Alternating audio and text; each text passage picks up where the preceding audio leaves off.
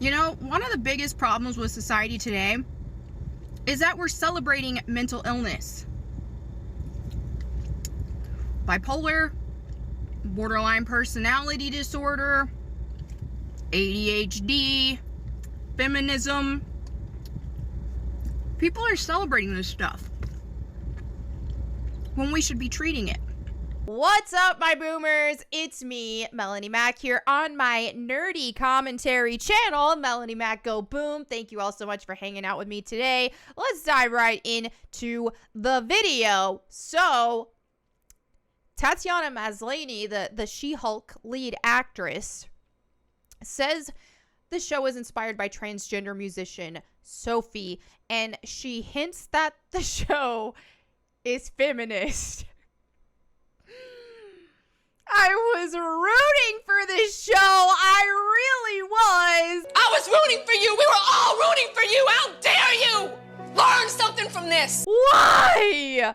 All right, let's just read this article from Bounding Into Comics. Speaking with Empire to promote the show, Maslany discussed her friendship with Hulk actor Mark Ruffalo, saying, "We were so goofy, like two kids who had been handed shovels by our parents and told to go play in the sandbox." Okay, that's fun, neat. All right, she then revealed the show is inspired by Sophie. I always come back to Sophie, who's this amazing trans artist who unfortunately died last year. Well, that's sad. What I love about Sophie's music is this combo of organic and electrical industrial type sounds that felt connected to She-Hulk. Okay, maybe it wasn't as in bad taste as I thought, judging by... Okay. Maslany continued, she's in a career that's male-dominated and incredibly vicious and hierarchical. When she's heading this superhuman firm, that's where we get some really fun characters that she's either defending or in opposition of. It's like this really absurd take on a legal show, the actress added. The official synopsis for the show states, in Marvel Studios, She-Hulk attorney at law, Jennifer Walters, Tatiana Maslany, an attorney specializing in superhuman-oriented legal cases, must navigate the complicated life of a single 30-something who happens to be a green 6'7" super-powered Hulk. The overall premise sounds fun.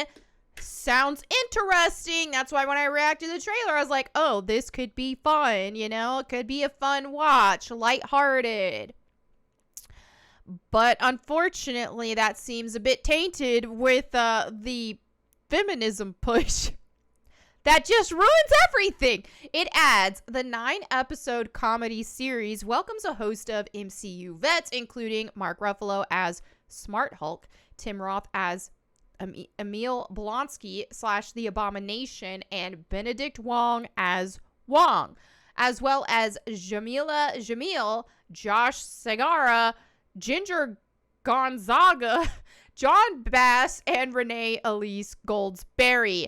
Directed by Kat Coiro, episodes 1, 2, 3, 4, 8, and 9, and Anu Vila, episodes 5, 6, 7, with Jessica Gao as head writer. She-Hulk Attorney at Law is expected to begin streaming on Disney Plus on August 17th, 2022. What do you make of Tatiana Maslany's comments about She-Hulk? Have people not learned a thing from Birds of Prey, for example? This is a negative press. This will run the show to the ground. This is not going to help audiences at any capacity. Okay, it's not going to appeal to your target when your target demographic is most likely a male audience, because let's face it, who buys these comics for the most part? So do some women buy these comics and read these comics? Yes. But when you think about She-Hulk and She-Hulk fans, most likely a male-dominated fandom. So whenever you take something that appeals to a certain demographic for the most part, and you hijack it and you guilt trip your target demographic into watching it, first of all, making them feel guilty if they don't, because let's face it, if this doesn't do well, who are they going to blame? Like they always do. Well, the men aren't supporting it. I wonder why. When you spend your time guilt tripping your target demographic or bashing your target demographic, which happens, and in this case, pushing a feminist agenda, which does bash your target demographic, because let's face it, feminism is not about equality. It may have had some roots and some people involved in it who care about equality and all that kind of stuff, but let's face it, it's just not where feminism is at. Feminism is man-hating in nature and toxic, and it's ruining everything it touches. Okay. Nerdrotic here says hints. Why can it never be inspired by the source material? Because it's 2022. I would have assumed it was inspired by popular She-Hulk comics, the point of comic book media. I was excited when I first heard of a She-Hulk TV show, being a big fan of the John Byrne run on the books. She was practically Deadpool before Deadpool was created, with her fourth wall breaking shenanigans and comedy. I'm not at all excited for this MCU drivel. They're missing such an opportunity by not basing the show, at least in tone, off the Byrne run. Now, speaking of MCU, which I was going to make a video just completely based around MCU controversy and stuff. Now, correct me if I'm wrong, but to my understanding, I believe Nerdrotic coined the term. At least he uses it very much, a lot, which MCU, speaking of a lot of recent Marvel properties that essentially are pushing feminism, shoehorning feminism, and also in a lot of cases where we're seeing a property that is more focused around a male character and getting his own story hijacked by a female character. And I made a tweet that discussed some of this to a degree. Now, this was in reference to this Batman. This is DC, but same principles that are going on with this. This gender war stuff makes a mockery out of female characters when they can't stand on their own without having to replace or demean the iconic male heroes before them. And in this case, which may not exactly be going on in the story, but it's the messaging behind it. And like this right here, this caption that inspired me to say this, and the nature of where comic books and comic book heroes and comic book movies are going right now. We are seeing a constant hijacking of male heroes. They're either being completely replaced by female ones, or they're getting sidelined by them. So if you look at what they've done with Thor, for example, they've made an absolute joke out of the character. Instead, it's like, oh, let's make Natalie Portman's She-Thor the cool one, and main Thor is now the comedy relief and a joke.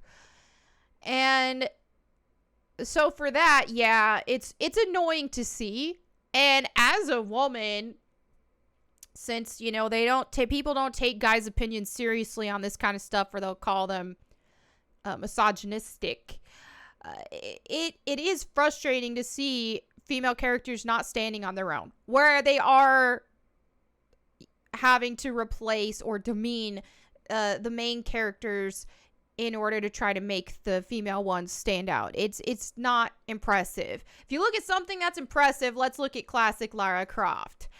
I said 90s Lara Croft was the perfect heroine. She paved her own way without having to prove herself to anyone, lore-wise or with marketing. Then the movies and future games did the following footsteps thing, but that's very trendy to desecrate female characters, which is true. Lara Croft didn't have to remind the viewer constantly, by the way, I'm a woman and I can beat up men. Like, she didn't have to do that. She didn't have to she didn't have to be in somebody else's franchise either and hijack it. She paved her own way in her own franchise. And there's a reason. There is a reason why classic Lara is still more cosplayed, is still more recognizable than the current version of Lara, even though we have not seen this iteration of Lara in a very, very long time.